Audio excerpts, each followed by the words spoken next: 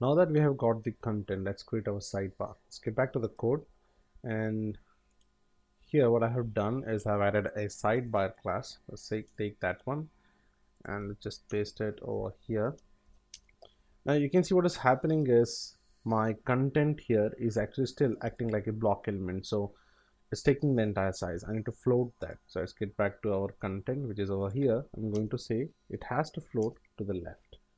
If I get back to the browser, hit refresh, see now we don't see our entire background. So that's because since the element is floating here, so what we can do is we can specify float left here too for the sidebar, so that also is going to float right beside it. But now my footer menu is overlapping on my sidebar, so I need to get that down. So to do that, what we can do is we have already done it actually in the logo section. So if I get back here, you can see that I have used a clear fix. I'm just going to copy that and get back to my content here, and this is my sidebar, and right after that sidebar I'm going to paste this. And if I go back to my browser and hit refresh, okay, problem solved. Now what we need to do is we need to make this look more nice. So let's inspect this. This is my sidebar. So what I'm going to do is I'm going to add some padding around 25 pixels. See, I have not given any width for this, so it's taking the width automatically over there. And let me copy this thing and let me just paste it over here.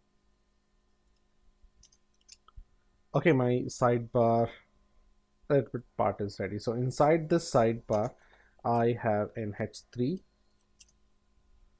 so you can see that h3 is here.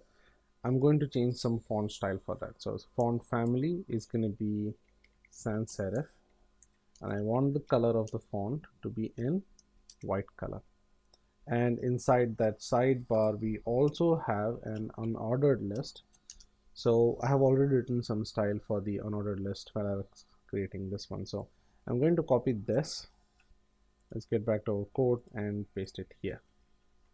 And if I get back to my page, hit refresh, you can see we have some styling. So we need to give some spacing for these items now. So let's get back to our code.